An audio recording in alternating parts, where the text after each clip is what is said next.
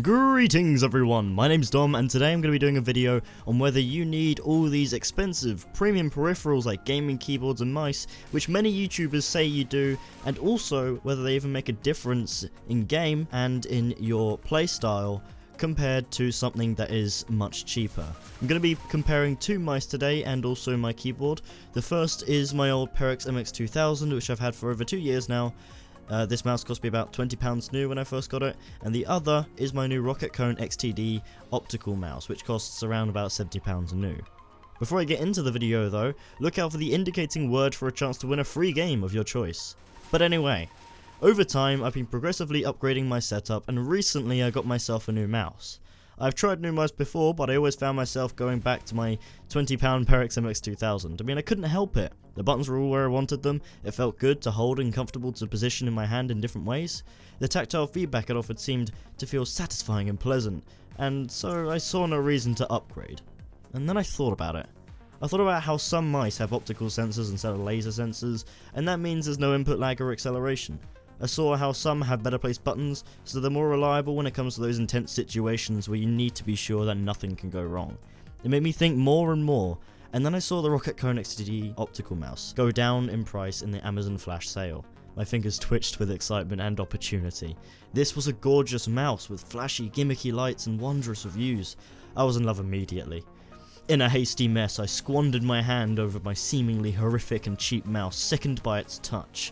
I ordered the Rocket Cone in a matter of seconds, and once the frenzy that was awoken inside of me had died down, I felt ashamed I had treated my old Peripherals in such a way, casting it aside for someone new.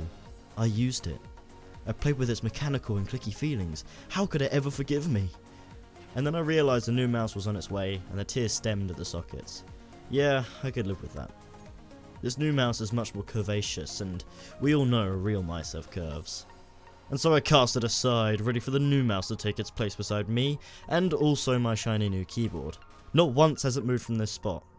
Until now. I found the mouse staring at me in its weird mousy way. It was so cheap, and yet I played so well with it in previous games of Counter-Strike, Battlefield, you know, the lot. I had a lot of games where I was 80 plus points in CS with the mouse, and that happened regularly too.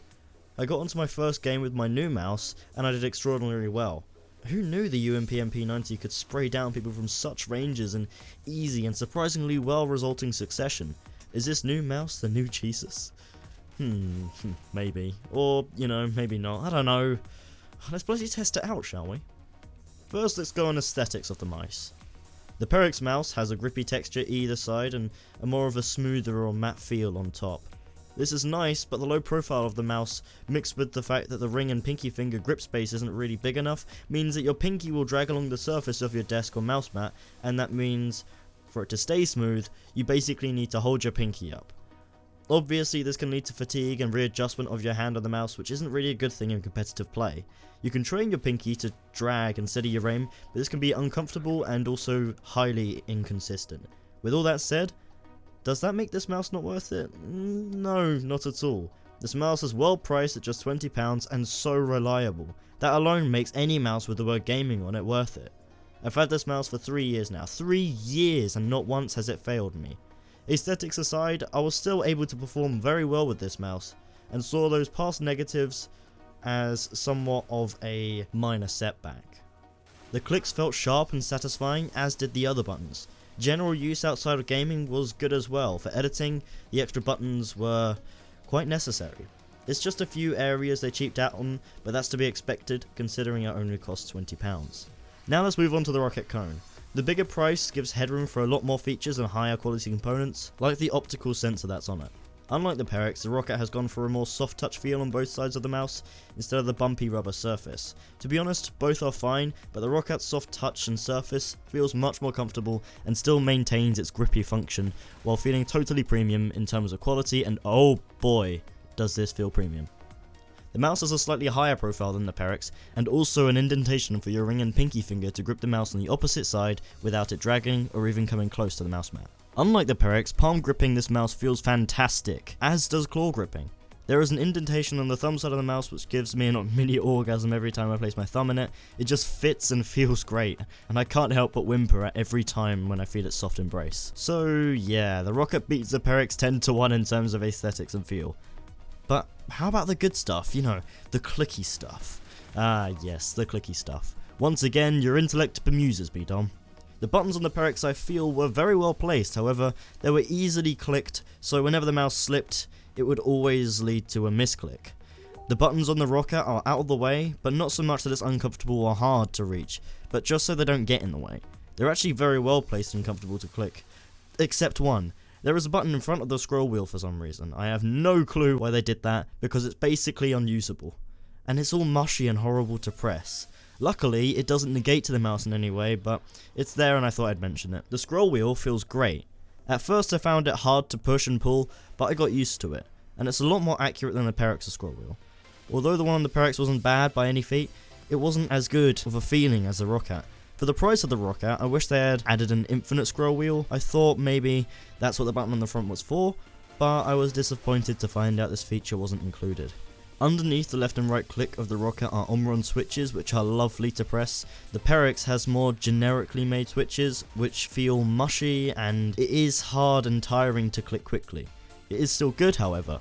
The click feels satisfying and suits its price range pretty well. The Rocket boasts a max of 6400 dpi on its ProOptic R5 optical sensor. The sensor on this I found was very accurate. You can definitely feel the difference at the end of a game between the Perix and the Rocket. Speaking of gameplay, I'm going to show you some gameplay of me in CSGO with both mice, and you'll be able to see the difference for yourself. Before you see the gameplay, however, the indicating word for this video is, flange. So make sure you subscribe and then type that down in the comments below, along with what you guys thought of this video, for a chance to win a free game of your choice. It's my way of knowing you guys watch my stuff, and giving back to you guys for doing so. Roll the gameplay.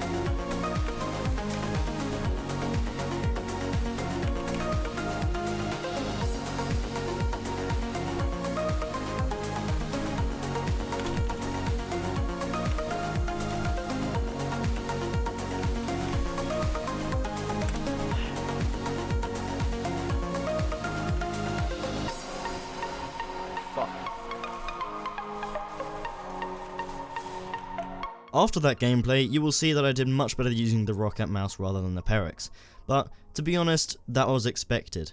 And I have played better with the Perix before. This test wasn't exactly perfect. There are so many variables such as map, lobby, sound, etc. that should have been remedied to make sure it was all on the mouse. With that said, I will tell you that the Roccat feels much more comfortable and more accurate than the Perix. It also feels more premium, and that gives me peace of mind when it comes to playing a game. I suppose you'll just have to take my word for it. But when it comes down to raw performance, the Roccat mouse is definitely the best.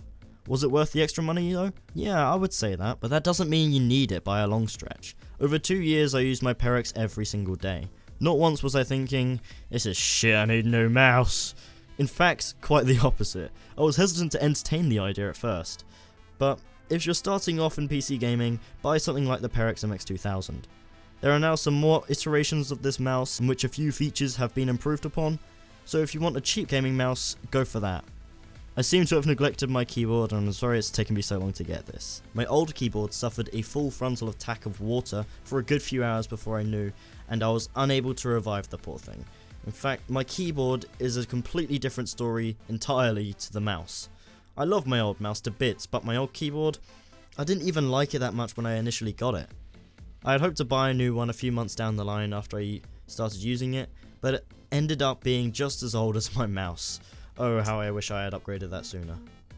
In terms of importance, mouse should be your main priority, but going from membrane to mechanical felt amazing. I love satisfaction from clicks and clacks and flashy lights at my fingertips. Typing on this thing is a dream to hear, feel and see, and all-round experience.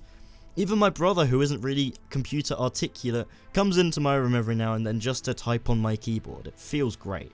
When I gamed with the keyboard, the difference was very noticeable. It felt more responsive. The player movement isn't really considered as important as mouse movement because, you know, whoever killed someone by walking into them.